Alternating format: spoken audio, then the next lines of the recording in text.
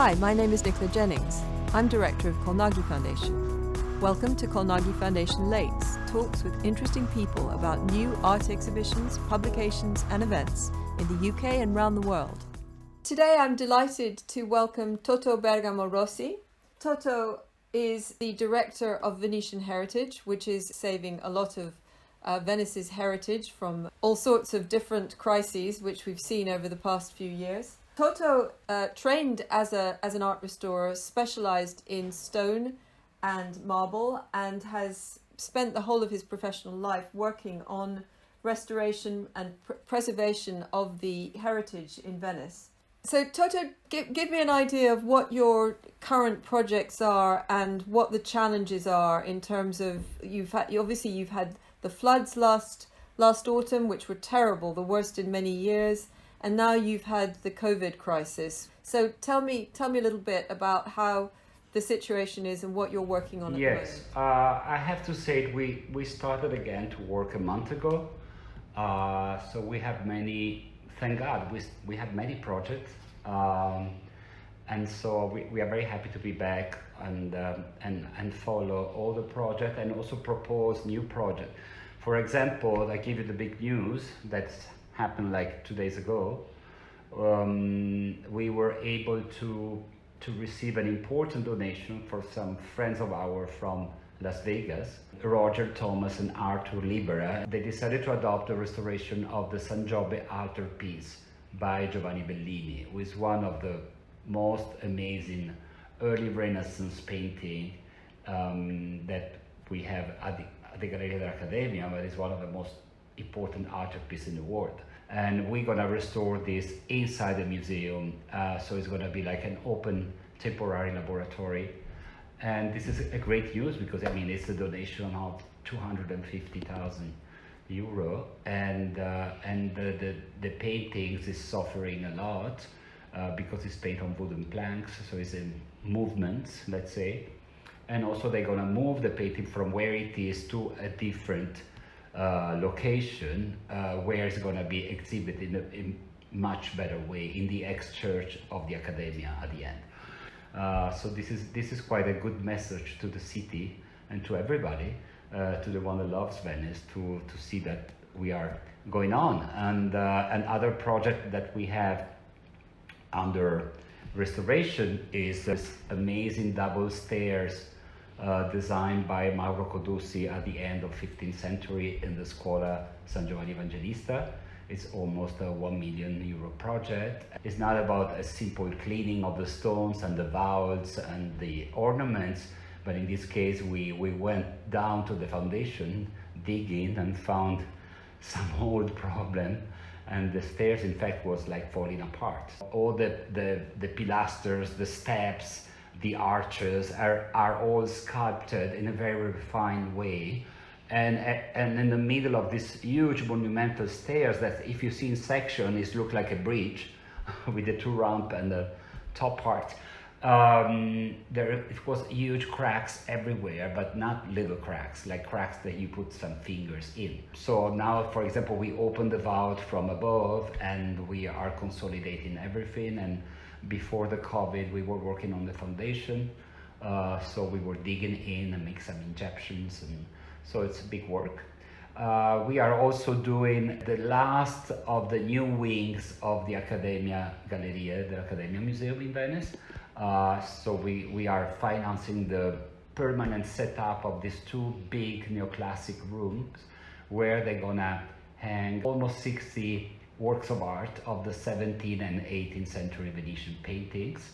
So we are not only financing the wall for the paintings, the light, the panel with the historical information and everything, but also we are restoring the frames of many of the paintings, because the majority of the frames were removed in the 60s because they were not fashionable anymore. So we are restoring the old frame and put it back on the paintings. And some of the paintings we have restored, we have financed the restoration, and two of them are amazing, I have to say. And one is Il Castigo dei Serpenti by Giambattista Tiepolo. It's a canvas that comes from the church of Santi Cosma e Damiano. It's 14 meters by 2. So it's an enormous, spectacular frame. It was very damaged because it was took it off from this church in the 19th century during the French invasion, and after it was like parked in the church in the countryside. It's a painting that suffered a lot from many damages of water because it was completely neglected, and it became part again of the collection of the Accademia at the end of 19th century, but they never really restored in the sense of presentation. So the paintings, as you can see now, it was full of scarf because it was fodder, you know. So the water was on top and the oil went out. Is it a bit different than it is, for example, in the UK? We have in the museum, there is a development office, an office which raises money, and then it goes to different foundations or it goes to different donors to raise money for specific projects. Do they have that in the Accademia, or do you just work with them and provide the money to them? They don't have that. You know, in Italy it's so different. We don't have that. It's another mentality. I think that our founding president, Larry Lovett, was the first that import that kind of system in Italy in the end of 70s. Larry was a philanthropist. He was from a very wealthy American family, and he was chairman of the Metropolitan Opera for many years in New York. So when he started to be passionate about Venice, he started to do the same things that they were always doing in New York. So big event, big gala, big dinner, and raise money for Venice. And it's very beautiful about the Anglo-Saxon mentality. I'm talking about my personal experience in the United States, that people that arrive at a certain point of success, economical success position, they love to give back. It's a kind of sense of gratitude to give back. And it's not only for tax deduction. I don't think so. It's really something like quite Protestant and Jew too, to like you arrive at that status and you give it back. We don't have that. And Venice is such a wonderful place to give back too. I mean, it's such a beautiful, extraordinary city. I always say that Venice belongs to the world. It doesn't belong to Italy. And presumably the work that you're doing is going to become even more important. Italy suffered quite badly from COVID, and I imagine that's really set the economy back a huge amount. Yes, well, the economy, and also, you know, it's a long crisis process, and as you know, we change government every 3 seconds, so we live in that kind of temporary way. The Italian, at the end, you know, we always make it up. I don't know how, but we are survivors here, you know. Our role now is more important because at the end, you know, our little foundation organization with my team here and one person in New York, at the end we raise and give almost 2.5 million, 3 million a year, and we follow really directly all the projects, so the costs stay very there because we really check every penny, all the technique, the restore, the project, so we are able to do it on schedule, on time. Also because I'm an ex-restorer, so and I know what I have to do or not, and also we are able to choose the best, and this is something fantastic. We talk with the owners of the museum, the State Museum, the city museums, or the churches of Venice, and we decide together which one is the best for that kind of intervention. So, you know, you go there, you check the work, you talk with the restorer. I never restore paintings, so I don't know about the technique of the oil and different kind of, you know, material they put it in, and so you can spend hours. This is the privilege of my work. You can be like hours with a table of 40 meters, and at the end you have him in front, you know. I had the good fortune of coming into the studio when you were restoring the Antonio Rizzo Adam and Eve at the Doge's Palace, and that was wonderful. And you finished that now, haven't you? Yes, they are finished, and they are, I have to say, they are splendid because we have done an amazing restoration thanks to the generosity of our chairman of Venetian Heritage United States, Peter Marino, who is a sculptures collector also, and he really loves Venice. And Peter decided to undertake this project himself, and it was a revelation. I mean, it's, you know, they were outdoor for many years, and with a trace of previous conservation things that I have done on top. But I have to say, not because I'm Italian and not because I'm an ex-restorer, but Italians do it better in the sense of we knows how to stop. We knows how to respect the surface. For example, I remember when I was young and I spent many years in France working and studying there with a UNESCO program, and I remember I was shocked about when I saw the result of the dome of the Invalides completely rigged with new gold. I was like, what's happened there? You know, in Italy, the old gold, you clean what it is and you fix it, but you never put the new golds on top. Even the stuccos, the frescoes, you wash them and you retouch with watercolor. You don't put a new layer of color on top. Yes, you do that with paintings as well sometimes, is you don't recreate areas which have been completely lost. Yeah, or you can do it, but you can make a nice rigatino, you know, that technique that make you appreciate the ensemble, but at the same time, if you get closer, you see what is true or not, and real or restored. Let's talk about this wonderful exhibition at the Palazzo Grimani. Well, this is one of my ideas. You know, thank God I still have idea every day.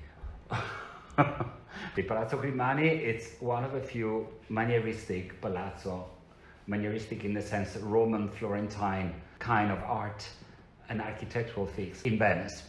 Because historically, Venice and Rome, we were never really close, and so we were not like taking our inspiration there. And Venice also has its own way to build, completely different from any kind of other cities in Italy. It's a city without any kind of archaeological pre-existing things, so we don't have temple columns, marbles, or busts and statues, because Venice is an early Middle Age city. And this is why why we wanted to be so classic all the time, because we never had that. And also I think the idea of the Venetian was to bring back the Roman Republican idea, compared to the rest of Italy, that it was all little kingdom, and Venice was the only republic that was independent for 10 centuries. It's really another mentality, you know, because our inspiration was Byzantium, so the old capital of the Roman Empire. So our source, our reference was not Rome, because Rome in the Middle Age was almost abandoned. The time the imperial court was Constantinople, Byzantium. So our, let's say, model was there, was not the rest of Italy. This is why Venice doesn't look like any other city of Italy. And this is why we stole thousands of kilos of marble from all over Greece and Turkey at the time, to show off the wealth of our new republic. I remember my old professor of Veneto Byzantine art, he said to me that San Marco is like a small version of Santa Sofia, like a nouveau-riche version of what it was a good version there. But at the end, the result is not so bad. So I remember that I replied to my professor like this. I said, well, yes, probably it was a little bit cafone or a little bit nouveau-riche at the time.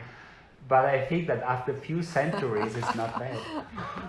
But the Grimani, that was a collection that was in the Grimani Palace. Yes, the Grimani operation is something like fantastic, because the Palazzo Grimani, as I said before, is one of the few houses in Venice with that kind of imprinting that come more from Rome and Florence and not from Venice, but in the Renaissance, so not the Middle Age. And this man, Giovanni Grimani, was an extraordinary collector, intellectual, very powerful, very rich, and very well connected. The Grimani was one of a few families who has economical interest in Rome. Rome in this early Renaissance time was the center of everything, you know, between Michelangelo, Raffaello, and Bramante, and all these amazing artists. And so Giovanni Grimani grew up in Rome with that kind of circle of people around him. And when he inherited this huge wealth from the grandfather, who was the Doge Antonio, and he decided to restore the family palazzo in like a Roman house. So the courtyard is big and a square courtyard with loggias on the ground floor that normally we never do. And we know that they have he put it together 500 pieces of antiquity. I went to many big houses in England, and you have that kind of feeling of the collection of, you know, like old Roman Greek sculptures. You can see that beautiful estates around England, but it's always mid-end of 18th century, like Robert Adams, William Kent, all of that. And this is like 1550, so it's before anybody else. This palazzo was created to host the collection of statues and many other beautiful things. And when Cardinal Giovanni Grimani died in 1593, he decided to give all the contents of this beautiful room to the Republic of Venice. So the statues went out of the palazzo in 1594 and never came back. And they went to the Biblioteca Marciana, was the National Library of Venice, just built by Sansovino, where they reproduce a room like the one of the Grimani, not so beautiful. And they stayed there until Napoleon arrived, when they transformed the Biblioteca Marciana and the Procuratie Nuove, so where is now the Museum Correr, it was transformed in the Royal Palace. The collection from that room at the Marciana was moved at the Doge's Palace, belonged always to the state, but it went around. And when I discovered 2 years ago that where the statues were exhibited in the Marciana Library, part of the collection, they wanted to close this room at the Marciana Library to redo the ceiling. So I decided to talk with the director of the library and the director of the Archaeological Museum and ask to have back the statues at the original place. We put them back in this room that we call the Tribuna Grimani, was probably designed by Giovanni Grimani himself. I never expected such a big success, to see so many people come there and see that room and see the face of the people coming inside that amazing room. It is fantastic. Yes. Well, it is a very extraordinary experience. You feel like you're stepping back in time into something very, very special. Will it stay there for indefinitely? We are working on it. For the entire next year, they're going to stay there. Also because during Biennale time, 2021, we're going to have Biennale Architettura again. And at the same time, we're going to set another room on the other wing of the palazzo, on the canal side of the same building, what they call the Sala del Doge, where we know exactly that 22 pieces that now are at the Archaeological Museum in San Marco Square, they were in this room. And we're going to put it back and recreate the same things in this room. So we continue to do it little by little, and at the same time in the big gallery of the Palazzo, we're going to work with a contemporary artist. As you know, the big gallery of Palazzo Grimani is decorated with stuccos on the walls and with big frames. They were like containing paintings that we don't have them anymore. They were sold in the 19th century. So I gave the idea to George Baselitz to make a series of paintings with the exact size of the old frame in stuccos. And because they... Not just any contemporary artist, right? George Baselitz, wow. Well, I think it's not bad. It's not bad. And he also going to exhibit other things around the palazzo, but he asked to keep them for 10 years in the big salon, so they're gonna stay there. And I think it's so good because the contemporary artist adapted himself to the space, and this is very interesting. I'm very curious to see how it's gonna work. Thank you so much for talking to me today. That was really interesting, and I learned a lot of things about Venice that I didn't know. Thank you very much. Goodbye.